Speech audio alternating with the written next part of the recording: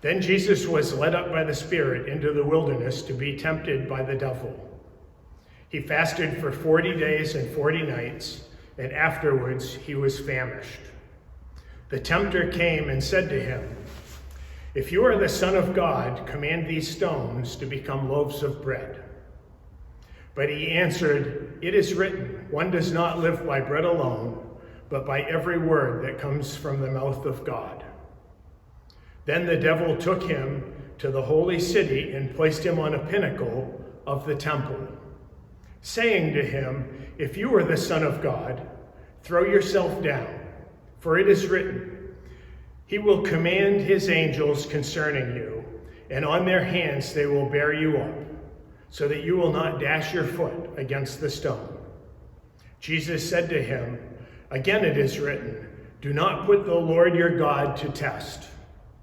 Again the devil took him to a very high mountain and showed him all the kingdoms of the world and their splendor. And he said to him, "All these I will give you if you will fall down and worship me." Jesus said to him, "Away with you, Satan, for it is written, worship the Lord your God and serve only him." Then the devil left him, and suddenly angels came and waited on him. During the Montgomery bus boycott in 1956, not long after Martin Luther King's own home was bombed, a journalist named William Worthy visited the parsonage where Dr. King lived to interview him. He didn't come alone. He was joined by a nonviolent activist by the name of Bayard Rustin. Now, just as the journalist was sitting down in one of Dr. King's armchairs, Rustin shouted at him, "Bill, wait, wait!" It turns out King had stashed a couple of loaded guns on that particular armchair, and Worthy was inches away from, well, blowing his own butt off. They didn't teach us that one in middle school. From the moment Rosa Parks refused to give up her seat on the Montgomery bus, it can't be said that Dr. King lived a charmed life. He, Parks, and so many who fought for civil rights faced trials, threats, and obstacles that defied all challengers. Each of them were tested by a world that wasn't ready for their message, and each of them had to decide how they were going to try to accomplish the incredible task that God had given them. I mention Dr. King's armchair because it shows a man at the start of his journey who had already been threatened and attacked more than once, and who was trying to figure out ways to defend himself and his message. I mention that armchair because it reminds us that there are a lot of ways that King's quest could have gone. Under King's leadership, the civil rights movement came to be a crusade with love at its center. A movement that sought love between all people, that fought oppression and bigoted systems with resistance and disobedience, and that strove to force those who hated to feel empathy for the ones they looked down on. It was a beautiful moral center, and it's not a coincidence that it sounds a lot like the ministry of Jesus Christ. But the civil rights movement could have gone another way, and I think Dr. King's armchair proves that. His house was bombed. He was stabbed. His family was attacked. And his final plane ride in the end was delayed by a bomb threat. Every step of the way, he was tested by the very obstacles that he wanted to overcome. And every step of the way, the universe asked him the same question. What way will you choose? With the following that he built over the years, and with the sheer number of oppressed and disenfranchised of all colors in the country, King could have tried to accomplish his mission in a lot of different ways. He could have built a walled compound and founded a cult or a sovereign state, or led an armed revolution with machine guns, pipe bombs, and hostages, or perhaps led a mass exodus from the country. Or he could have retired to a log cabin in the woods and printed pamphlets. It's not my place to speak for Martin Luther King or to interpret his words, and I wouldn't want to, even if I had the right, which I definitely don't. What I can do is state the facts as I see them. When faced with all the tests his life and his mission threw at him, King chose the path that we remember him for today. A path of righteous resistance, of perseverance, of risk, of self-sacrifice, and of love. He chose his path when the world tested his resolve and tempted him to perhaps easier ways. That's a quintessential Christian trial. An experience I believe we all face when we really commit to following the way of Jesus. The world asks each of us this question: what kind of Christian do you want to be? It asks the question, how will you Christian in this world? And I used Christian as a verb there because our faith isn't just what we believe. It's what we do and how we do because we believe. So the message I want you to take home from my sermon this week isn't an answer, but a question. It's the same question life asked of Martin Luther King, and it's the same question the world asks Christ in our scripture today. What kind of Christian will you be? What will your discipleship look like? When faced with the trials that this world throws at you, what path will you take? God gives us all options. And many of us are presented with very different options than our neighbor. So I can't and I won't answer this question for you. And I know some of you don't like it when I do that. Occasionally, instead of having an answer, I'll bring a question to the table and let you worry on that all week long. This is one of those sermons, so to those of you who send me emails afterwards asking me what the answer is, you're going to be disappointed this time too. But I really do believe that the Spirit of God is waiting for you to engage with that question. And the answer that you come to will be 1,000 times better than any answer that I'm going to give you from where I'm standing. It's going to be a little different for everybody. But what I will tell you is how Jesus answered it. And I hope that you find guidance there. Matthew chapter 4 starts out very bluntly. Then Jesus was led up by the Spirit into the wilderness to be tempted by the devil. 2,000 years of linguistic baggage later, the word tempted has a lot of connotations, and all of them bad, right? Temptation is evil. It's all the bad stuff in this world trying to make us bad too, because we want to be bad, and being bad feels so good. I've been cutting carbs and sugar for the last 4 weeks, and all I want after I'm done filming this is to fall off the wagon and order a pizza and a milkshake. It calls to me. But Matthew 4 wasn't really talking about that kind of temptation. In the original Greek, the word we translate today as tempted was really a word that meant something more like tested.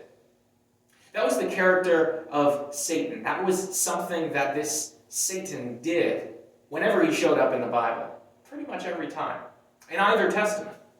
It tested the strength of Job's faith by taking away everything he cared about in this world and asking if he still worshipped God. It tested the high priest Joshua as the prosecuting attorney at his trial. And any Sunday school student will remember the serpent in the Garden of Eden testing Adam and Eve's obedience to God. The name of this character in Hebrew is Hasatan, which literally means the accuser or the adversary. And in Matthew 4, it tests Christ before his ministry had even begun. Immediately after being baptized, Jesus is led by the Spirit of God into the wilderness without any food and without any human contact. A way to take stock, to center his spirit before he started out on the task that God had given him. The task to save humanity. It's a time we remember with our own wilderness journey through the season of Lent. And as his body starved, he was faced with a vision quest of sorts. The devil that greeted Jesus in that wilderness knew he was the Son of God. It knew what his mission was, and it knew how to test him. His first test was to use the power of God to turn the stones around him into loaves of bread. Jesus declined because his true hunger was for spiritual food.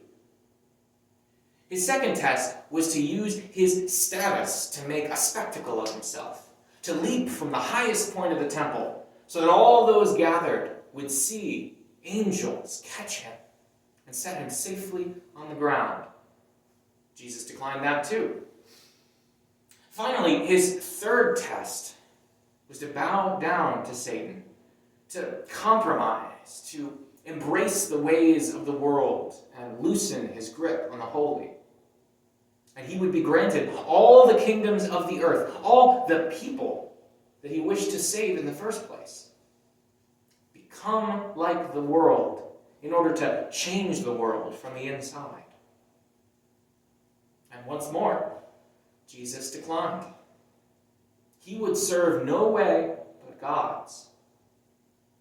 And so the devil left him, because its job was done. Christ had been tested, and through that test he had chosen just how he would undertake the task that God had given him. It was the same kind of choice Dr. King was faced with from the very start of the Montgomery boycotts.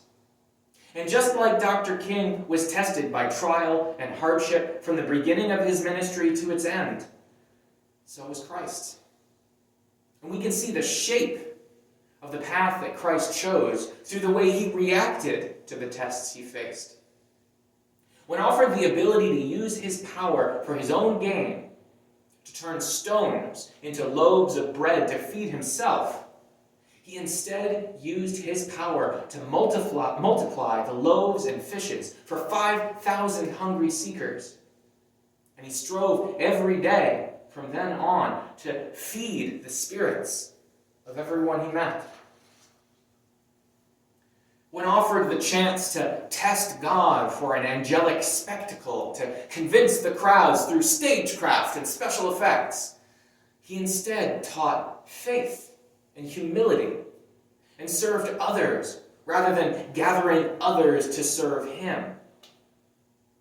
When offered the opportunity to compromise what he held most sacred, to give in to the ways of the world for a shortcut to political victory, he instead chose a path that would end not with crowds cheering his name, but with crowds cheering for his suffering and death. Much later, long after today's reading, when offered the chance by his own disciples to take the easy way out, to abandon his path, this path that put himself at very real risk, he instead said to the Apostle Peter, "Get behind me, Satan. You are a stumbling block to me, for you are setting your mind not on divine things, but on human things." The testing went on and on, every step of his journey, and in the end, he chose the path we remember him for. The same path that we remember Dr. King for, as it turns out. A path of righteous resistance, of perseverance, of risk, of self-sacrifice, of love. Nothing worth doing ever comes easy, does it? For any of us. But the trials of the world aren't thrown at us to make us fail or to prove that we don't have what it takes. The purpose of every test we ever took in school wasn't to prove that we don't have what it takes. It was to challenge us, to teach us how to learn, and to shape us. Martin Luther King was shaped by all the oppression and injustice and violence and hate that he faced on his quest for compassion and equality. When faced with all that hatred and force, he He could have easily chosen to seek his goal by walking a path of hatred and force. But he didn't. Just like King and Christ, and every woman and man who ever faced adversity as they tried to accomplish the task that God had set before them, we will be tested as we seek to follow the way of Jesus. Some of us may be tested to the lengths of Martin Luther King or Jesus Christ or Joan of Arc. And some of us will be tested in smaller ways. Tests we face when we wake up, when we go into town, when we overhear a conversation, when we see a face. Our tests are our own, just as our callings are our own. I can't tell you precisely how you are supposed to be a Christian in this world, in your life. Only you can decide that. But when we are tested, the question shouldn't be whether we keep going or succumb to temptation and give up. During our wilderness time, whether it's the wilderness of Lent, the wilderness of pandemic, or whatever valley of the shadow of death we find ourselves in, the question should be how we keep going, not whether we keep going. What will our discipleship look like? How will we Christian? What is the path that we choose every day to follow the way of Jesus? When we are tested, what kind of Christian will we be? That's my question for you. Good luck finding the answer.